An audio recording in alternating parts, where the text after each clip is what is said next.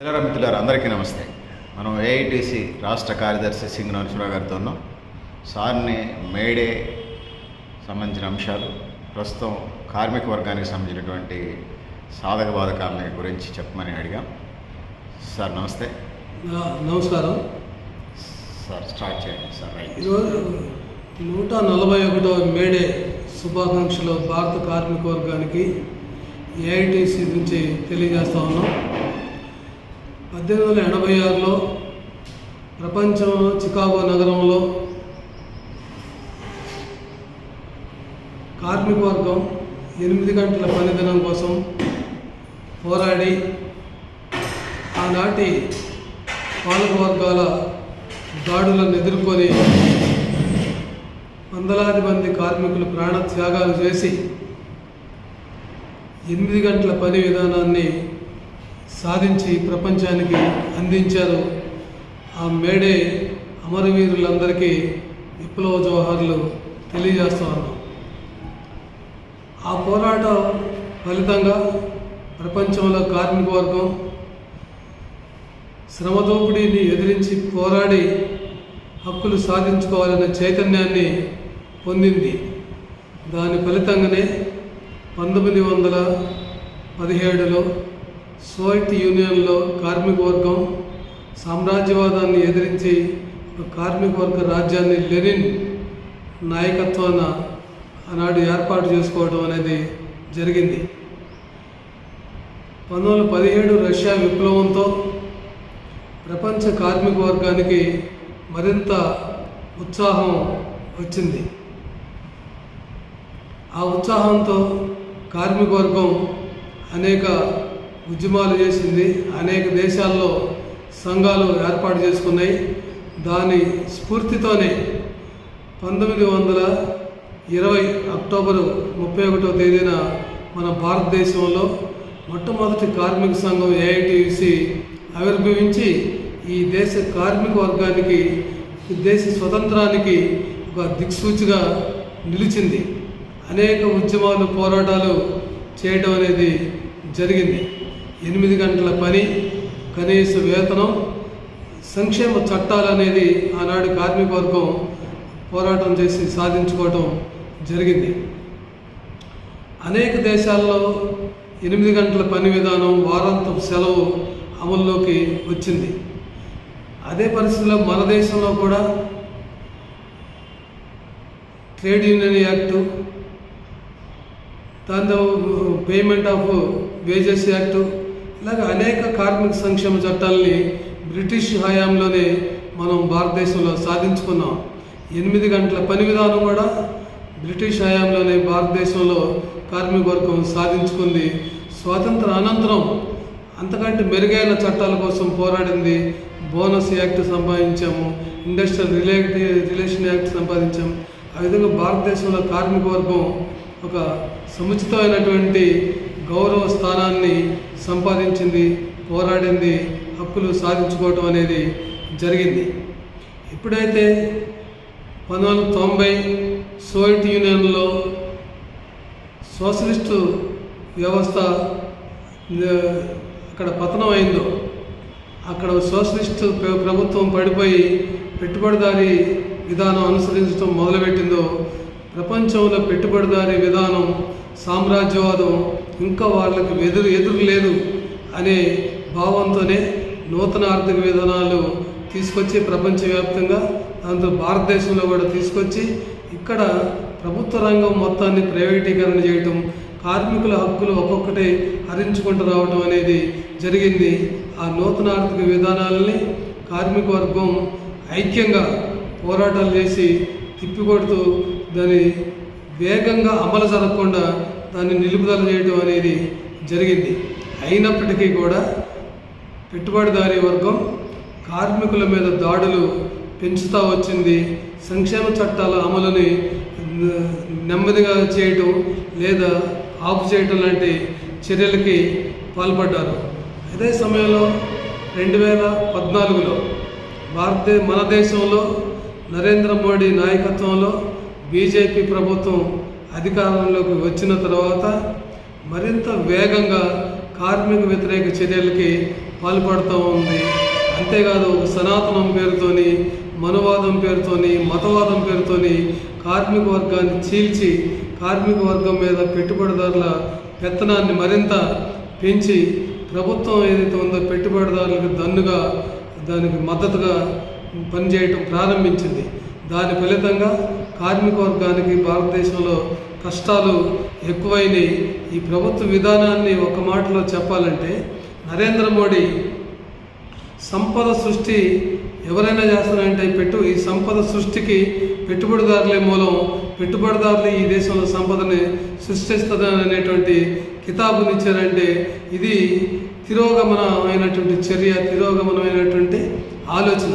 ఎందుకంటే సంపద సృష్టికర్త కార్మికుడే. ఏ రోజైనా కానీ కార్మికుడు శ్రమ లేకుండా సంపద సృష్టించడం అనేది సాధ్యమయ్యే విషయం కాదు. కానీ నరేంద్ర మోడీ అధికారంలోకి వచ్చిన తర్వాత పెట్టుబడిదారులను సంపద సృష్టికర్తలుగా పొగుడుతూ కార్మిక వర్గం మీద భారాలని వేయటం మొదలుపెట్టారు. అంతేకాదు ఈ దేశ ప్రజల మీద పన్నులేసి సంపాదించినటువంటి ప్రభుత్వం యొక్క బడ్జెట్ని, ప్రజల సొమ్ముని పెట్టుబడిదారులకి రాయితీలు ఇచ్చి, లక్షల కోట్లు రాయితీలు ఇచ్చి, ఆ రాయితీలతో వాళ్ళు సొమ్ము పోగేసుకుంటే అది పెట్టుబడిదారుల యొక్క శ్రమ అన్నట్లు ఆయన సృష్టించినట్లు చెప్పటం దుర్మార్గం. శ్రమ ప్రజలది, దోపిడీ చేసింది ప్రభుత్వం, దోచిపెట్టింది సంపన్నులకి. అది ఈరోజు మరింత నగ్నంగా ముందుకు వస్తూ ఉంది. అంతటితోనే ఆగలేదు. ఈరోజు Narendra Modi is of doing business అంటే వ్యాపారం సులభతరం చేయటం అనే పేరుతోని 4 లేబర్ కోడ్లు తీసుకొచ్చి దేశ ప్రజల మీద రుద్దుతూ ఉన్నారు. ప్రపంచం అంతా కోవిడ్ బాధలో ఇంట్లో నుంచి బయటికి రాని పరిస్థితుల్లో ప్రపంచంలో ఉన్నారు. మన దేశంలో కూడా లాక్డౌన్ విధించి కార్మిక వర్గం ఏదైతే ప్రజలు ఇండ్లకే పరిమితమైనటువంటి రోజుల్లో ఈ లేబర్ కోడ్స్ అనేవి కొత్తగా తీసుకొచ్చి 4 లేబర్ కోడ్లని తీసుకొచ్చాడు. ఆ 4 లేబర్ కోడ్లు భారతదేశంలో కార్మిక వర్గానికి మరణ శాసనంగా తయారైన వాటిని వెంటనే రద్దు చేయాలని చెప్పేసి ఇప్పటికీ 4 సార్లు లేబర్ కోడ్లు వచ్చిన తర్వాత భారతదేశంలో కార్మిక వర్గం జాతీయ సమ్మెలు చేసింది. భారత బంద్లు కూడా నిర్వహించడం జరిగింది. అయినప్పటికీ ప్రభుత్వం వెనకడుగు వేయట్లేదు. ఈ లేబర్ కోడ్లు అమలు చేసి తీరుతామని చెప్పేసి ఈ ఏప్రిల్ 1వ తేదీ నుండి ఫోర్స్గా ఇంప్లిమెంట్ చేయాలని చెప్పేసి కేంద్రం నుంచి రాష్ట్ర ప్రభుత్వాల మీద ఒత్తిడి తీసుకొచ్చారు. దీని ఫలితం ఈరోజు కార్మిక వర్గానికి మీద తీవ్రమైనటువంటి భారం పడతా ఉంది. కార్మిక వర్గం మీద పని భారం పెరుగుతుంది. 8 గంటల పని 12 గంటలు చేయాల్సి వస్తూ ఉంది. అంతేకాదు వారాంతపు సెలవులను కూడా నిరాకరించే దుస్థితికి వాళ్ళ మేనేజ్మెంట్లు తయారైనవి. కనీస వేతనాల గురించి అడిగే పరిస్థితి లేదు. ఈరోజు నరేంద్ర మోడీ ఏం చెప్తున్నాడంటే తనిఖీ రాజ్ నహీ చేలేగా అని చెప్పి లైసెన్స్ రాజ్ నహీ చేలేగా అంటే లైసెన్సుల కోసం పెట్టుబడిదారులకి ఆటంకం ఉండదు, ఫ్రీగా లైసెన్స్లు ఇవ్వాలి. తనిఖీ రాజు కార్మిక చట్టాలు అమలు చేస్తున్నారా లేదా అని తనిఖీ చేయడానికి కూడా వీల్లేదని ఈ వ్యవస్థలన్నింటినీ కూడా నరేంద్ర మోడీ ప్రభుత్వం రద్దు చేసింది. దాని ఫలితం ఈ నెలలోనే ఈ ఏప్రిల్ 2వ వారంలో చూసాం. హర్యానాలోని పనేసర్ అలాగే ఉత్తరప్రదేశ్లోని నోయిడా పారిశ్రామిక ప్రాంతాల్లో 40,000 మంది కార్మికులు వీధుల్లోకి వచ్చారు. వీధుల్లోకి వచ్చి అక్కడ ఉన్న యజమానుల్ని కార్లు కానీ జీపులు కానీ చివరికి పోలీసు వ్యాన్లు కూడా తగలబెట్టారు, ఆఫీసులను తగలబెట్టారు. తీవ్రమైనటువంటి అశాంతికి అభద్రతకి కార్మికులు గురయ్యి ఏం చేయాలో తోయని స్థితిలో వాళ్ళ నిరసన వ్యక్తం చేయడానికి ఆఫీసుల మీద పడి ఆఫీసుల్ని దగ్ధం చేసి వాహనాలు దగ్ధం చేశారు. అంటే ఎందుకు వచ్చింది ఇంత అసమ్మతి కార్మికులకి? ఎందుకు ఆ కార్మికులు అంత అభద్రతకి గురయ్యారు అనేది మనం పరిశీలించితే ఆ ప్రాంతంలో ఉత్తరప్రదేశ్లో 12 సంవత్సరాలుగా కనీస వేతనాలు రివైజ్ చేయలేదు. 12 సంవత్సరాల క్రితం నాటి అంటే 2012లో వేతనాలు ఏది నిర్ణయించారో దాన్ని 2026 అంటే 14 సంవత్సరాల కాలంలో కనీస వేతనాలు వాళ్ళకి పెంచలేదు. ఒకవైపున ధరలు పెరుగుతున్నాయి, వేతనాలు పెరగలేదు. 8 గంటల నుంచి 12 గంటలు పనిచేయాలని యజమానులు ఈ 4 లేబర్ కోడ్లు ఆధారంగా యజమానులు ఒత్తిడి చేస్తున్నారు. ఆ విధంగా కార్మికులు తీవ్రమైనటువంటి మానసిక ఆందోళనకి, తీవ్రమైన అశాంతికి, అభద్రతకి లోనయ్యి దిక్కుదోచని స్థితిలో తిరుగుబాటు చేసి యాజమాన్యాల మీద తిరుగుబాటు చేశారు. ఆ పోలీసులు కాల్పులు జరిపారు, పోలీసులు లాఠీ చార్జ్ చేశారు, వందల మందిని అరెస్ట్ చేశారు. ఇప్పుడు అయిన తర్వాత యోగి ప్రభుత్వం 3,000 రూపాయలు వేతనం పెంచుతున్నట్లు ప్రకటించింది. అంటే కార్మికులు 40,000 మంది రోడ్డు మీదకి వచ్చి తిరుగుబాటు చేసి పోలీసు వాహనాలతో సహా యజమానుల వాహనాలు తగలబెడితే తప్ప వాళ్ళ వేతనాలు తక్కువ ఉన్నాయని ఈ యోగి ప్రభుత్వానికి అర్థం కాలేదంటే ఈ పాలక వర్గాలు ఎంత మొద్దు నిద్ర పోతున్నారు అనేది మనం అర్థం చేసుకోవాలి. ఇక్కడ మరొక విషయం మనం గమనించాల్సింది ఏంటంటే బీజేపీ చెప్తా ఉంది డబుల్ ఇంజిన్ సర్కార్ అని. ఢిల్లీలో బీజేపీ, రాష్ట్రంలో బీజేపీ ప్రభుత్వం ఉండాలని డబుల్ ఇంజిన్ సర్కార్ అన్నారు. ఇవాళ కార్మిక వర్గం తిరుగుబాటు చేసింది ఈ డబుల్ ఇంజిన్ సర్కార్ ఉన్న రాష్ట్రాల్లోనే. ఒకటి హర్యానా, ఇంకొకటి యూపీ. ఇది కలిసి ఉండే ప్రాంతాలు, కాంపాక్ట్ ఏరియా ఇదంతా కూడా. ఈ ప్రాంతంలోనే కార్మికులు తిరుగుడు చేశారు. అంటే డబుల్ ఇంజిన్ సర్కారు ఫెయిల్ అయిందని చెప్పేసి అని, డబుల్ ఇంజిన్ సర్కారులో ఈ దేశానికి పరిష్కారం కాదని కూడా ఈరోజు కార్మిక వర్గం తమ తిరుగుబాటులో తెలియజేసినటువంటి పరిస్థితి మనం చూస్తూ ఉన్నాం. అంతేకాదు ఈ నోయిడా, పనేసర్ ప్రాంతంలో ఇప్పటికీ 400 మంది కార్మికుల్ని అరెస్ట్ చేసి జైల్లో పెట్టారు. మేము ఏఐటీసీగా ఒకటి డిమాండ్ చేస్తూ ఉన్నాం, అరెస్ట్ చేసిన కార్మికులందరినీ వెంటనే విడుదల చేయాలి. కార్మికుల మీద అక్రమంగా పెట్టినటువంటి కేసులు ఎత్తివేయాలని ఏఐటీసీగా మేము ఈ కేంద్ర ప్రభుత్వాన్ని, యూపీ, హర్యానా ప్రభుత్వాన్ని డిమాండ్ చేస్తూ ఉన్నాం. అంతేకాదు ఆ పాలకులు ఈరోజు ఏం చెప్తున్నట్టు కుంటి సాకులు, ఈ ఉద్యమం వెనుక, కార్మికుల ఉద్యమం వెనకాల పాకిస్తాన్ ఉంది, లేదు తీవ్రవాదులు ఉన్నారు, లేదు నక్సల్స్ ఉన్నారు, ఇంకొక అర్బన్, ఇలాంటి పాటలు పాడటం మొదలుపెట్టారు. ఈ పాటలు పాడటం మానేయాలి ఈ పాలకులు. ఈ కార్మికుల తిరుగుబాటుకి నీ 4 లేబర్ కోడ్లు కారణం, 8 గంటల పని అమలు చేయకపోవటం కారణం, 12 గంటల పని అమలు చేయటం కారణం, అదనపు పనికి అదనపు వేతనం ఇవ్వకుండా వెట్టి చాకరీ చేయించడం కారణం, కార్మికుల మీద నిర్బంధం రుద్దటం కారణం. కనుక ఈ నిర్బంధ విధానాలు మాని 4 లేబర్ కోడ్లు రద్దు చేస్తే కార్మిక వర్గంలో అశాంతి తగ్గుద్ది. అదే కనీస వేతనాలు మీరు అమలు చేయాలి. కనీస వేతనం 26,000 ఉండాలని మేము జేఏసీగా ఎప్పటి నుంచో మొదటి నుంచి డిమాండ్ చేస్తున్నాం. ఆ విధంగా అమలు చేస్తే అక్కడ అశాంతి తగ్గుద్దని చెప్పేసి అని నేను చెప్తాను. ఒక విలేకరి రాశారు పత్రికలో, అక్కడ ఒక కార్మికుడిని ఇంటర్వ్యూ చేశారు. బాబు మీరు ఎందుకు తిరుగుబాటు చేశారంటే, మాకు 14 సంవత్సరాల నుంచి వేతనాలు పెరగలేదు, 12 గంటలు పని చేయమంటున్నారు, ఆదివారం సెలవు కూడా ఇవ్వనని చెప్తా ఉన్నారు. ఈ పరిస్థితుల్లో మేము ఏం చేయాలి? నాకు ఇచ్చేది 9,000 రూపాయల జీతం, అందులో 5,000 రూపాయలు ఇంటద్దే, 4,000 రూపాయలు తినడానికి సరిపోవు. పిల్లల్ని మేము ఎట్లా పెంచాలి అంటే, అసంఘటిత రంగంలో కార్మికుడికి వేతన భద్రత లేదు, పని భద్రత లేదు, 8 గంటల పని మీరు అమలు చేయరు, 12 గంటలు పని చేయమని చెప్తారు. ఈ రకంగా చేసినప్పుడు కార్మికులు తిరుగుబాటు చేయకుండా మరేం చేస్తారు? ఇంకా ప్రభుత్వం ఎప్పటికైనా కళ్ళు తెరిచి 4 లేబర్ కోడ్లు రద్దు చేయాలని మేము ఈరోజు డిమాండ్ చేస్తా ఉన్నాం. దీనికోసం ఇప్పటికే అనేక సమ్మెలు చేసాం. మొన్న ఫిబ్రవరి 12వ తారీఖు కూడా దేశవ్యాప్తంగా 30 కోట్ల మంది కార్మికులు సమ్మె చేయటం అనేది జరిగింది, దేశవ్యాప్త సమ్మె. అంతేకాదు ఇవాళ దేశవ్యాప్తంగా అనేక మంది స్కీమ్ వర్కర్స్ ఉన్నారు. అంగన్వాడీ, ఆశ, మధ్యాహ్న భోజనం, వెలుగు, అలాగే ఎన్హెచ్ఎం, అనేక స్కీముల్లో 1 కోటి మంది పనిచేస్తున్నారు. ఈ 1 కోటి మందిలో 1 కోటి మంది కూడా మహిళలే పనిచేస్తూ ఉన్నారు. ఈ మహిళల శ్రమని దోచుకుంటా ఉంది.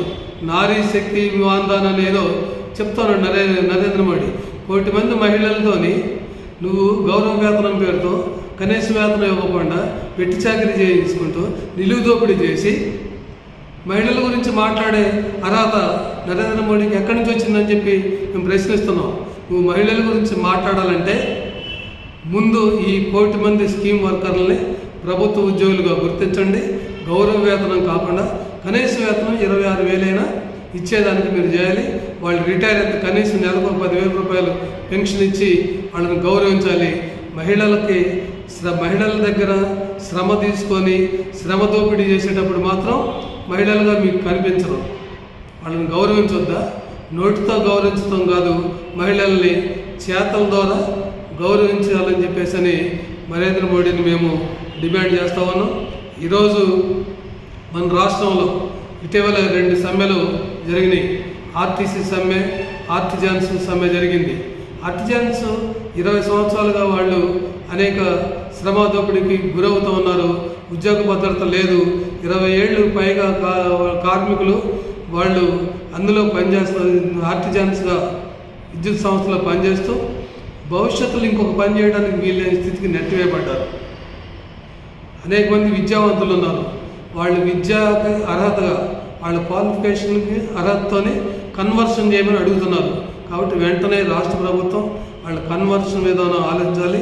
కనీస వేతనం ఇవ్వాలి. వాళ్ళు సమ్మె చేశారు. సమ్మెలో ప్రభుత్వం బెదిరించింది. వాళ్ళు అయినప్పటికీ కూడా ధైర్యంగా, కొంతమంది బెదిరిపోయినాక చాలామంది ధైర్యంగా సమ్మెలో ఉన్నారు. ప్రభుత్వం చర్చలకు వచ్చి దానికి ఒక కమిటీ వేసి సంప్రదింపులకి నియమించారు. అది వెంటనే పరిష్కారం చేసి వాళ్ళ విద్యా అర్హత ఆధారంగా కన్వర్షన్ ఇవ్వాలని చెప్పేసి డిమాండ్ చేస్తాను.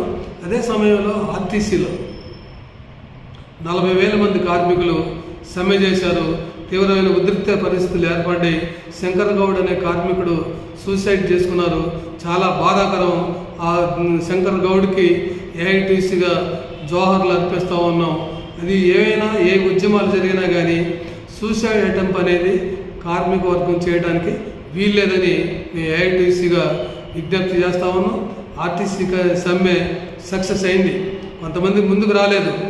ఏఐటీసీ ఆధ్వర్యంలో ఎంప్లాయీస్ యూనియన్ చాలా ధైర్యంగా, సాహసంగా ఈ సమ్మె కార్యక్రమాన్ని చేపట్టి ముందు వరుసలో ఉండి పోరాడింది. ఈ సమ్మెతోని కాంగ్రెస్ ప్రభుత్వం ఎన్నికల వాగ్దానం ఏదైతే ఉందో వీళ్ళని ప్రభుత్వంలో విలీనం చేయడానికి కమిటీ చేశారు. విలీనం చేస్తామని చెప్పేసి ప్రకటించారు. ఆర్టీసీ కార్మికులు గొప్ప విజయాన్ని సాధించారు. ఆర్టీసీ కార్మికులకి మేము ఏఐటీసీ విప్లవ జయజయలు తెలియజేస్తూ ఉంది. అదే పద్ధతుల్లో దేశంలో మన రాష్ట్రంలో ఇంకా అనేక రంగాల కార్మికులకి ఈ కాంగ్రెస్ ప్రభుత్వం వాగ్దానాలు చేసింది. అంగన్వాడీకి 10,000 ఇస్తూ 18,000 ఇస్తూ ఉంది. మధ్యాహ్న భోజన కార్మికులకు 10,000 ఇస్తూ ఉన్నారు. అది ఇంక ఇంప్లిమెంట్ చేయట్లే. కాబట్టి వెంటనే మేనిఫెస్టోలో పేర్కొన్న ప్రకారంగా కాంగ్రెస్ ప్రభుత్వం అంగన్వాడీలకి 18,000 రూపాయలు, మధ్యాహ్న భోజన కార్మికులకి 10,000 రూపాయలు వేతనాలు ఇవ్వాలని చెప్పేసి, అలాగే గ్రామ పంచాయతీ మున్సిపల్ రంగాల్లో పనిచేస్తున్న కార్మికులకి కనీస వేతనాలు లేవు. వెంటనే వారికి 26,000కి తగ్గకుండా కనీస వేతనం గ్రామ పంచాయతీ మున్సిపల్ కార్మికులకి ఇవ్వాలని మేము డిమాండ్ చేస్తున్నాం. ఇంకా 60 షెడ్యూల్స్లో కార్మికులకు కనీస వేతనాలు నిర్ణయించలే. 2012లో నిర్ణయించిన వేతనాల్ని డిఏ కట్టి ఇస్తున్నారు. కాబట్టి అన్ని రంగాల్లో, అసంఘటిత రంగంలో ఉన్న అన్ని రంగాల్లో కార్మికులకి కనీస వేతనాలు నిర్ణయించేందుకు ప్రభుత్వం వెంటనే చర్యలు తీసుకోవాలని ఏఐటీసీగా డిమాండ్ చేస్తా ఉన్నాం. అంతేకాదు కాంట్రాక్ట్ అవుట్సోర్సింగ్ విధానం రద్దు చేయాలని మేము మొదటి నుంచి డిమాండ్ చేస్తున్నాం. ఈ రాష్ట్ర ప్రభుత్వంలో 4,93,000 మంది కాంట్రాక్ట్ అవుట్సోర్సింగ్ ఎంప్లాయీస్ పనిచేస్తూ ఉన్నారు. వీళ్ళు వేతనంలో, ప్రతి ఉద్యోగి వేతనంలో నుంచి 2,000, 3,000 రూపాయలు జిఎస్టీ కడుతున్నారు. అంటే వీళ్ళ కోసం ప్రభుత్వం కేటాయించే డబ్బులు అనవసరంగా వృధాగా జిఎస్టీ పోతుంది. కాబట్టి కాంట్రాక్ట్ అవుట్సోర్సింగ్ కార్మికులకి ఒక కార్పొరేషన్ ఏర్పడు. మేము అడుగుతున్నాం, వీళ్ళందరినీ పర్మనెంట్ చేయాలి, రెగ్యులరైజ్ చేయండి అని. నువ్వు రెగ్యులరైజ్ చేయలేకపోతే కనీసం కార్పొరేషన్ ఏర్పాటు చేయండి, కనీస వేతనం వీళ్ళకి ఇవ్వండి, కాంట్రాక్టర్కి ఇచ్చేటువంటి కమిషను ఇవ్వాల్సిన అవసరం ఉండదు, జిఎస్టీ కట్టాల్సిన అవసరం ఉండదు. ప్రభుత్వం కేటాయించిన డబ్బు మొత్తం కార్మికులకు నేరుగా ఇచ్చే అవకాశం ఉంటుంది అని చెప్పేసి ఈ సందర్భంగా మేము తెలియజేస్తున్నాం. అన్ని రంగాల్లో కార్మికులు ఈ మేడే సందర్భంగా అన్ని రంగాల కార్మికులకి మేము ఒకటే విజ్ఞప్తి చేస్తున్నాం. మనం అన్ని రంగాల్లో కార్మికులు మన సమస్యల పరిష్కారం కోసం 4 లేబర్ కోడ్ల రద్దు కోసం ఐక్యంగా పోరాడాలని చెప్పేసి ఏఐటీసీగా పిలుపునిస్తా ఉన్నాం.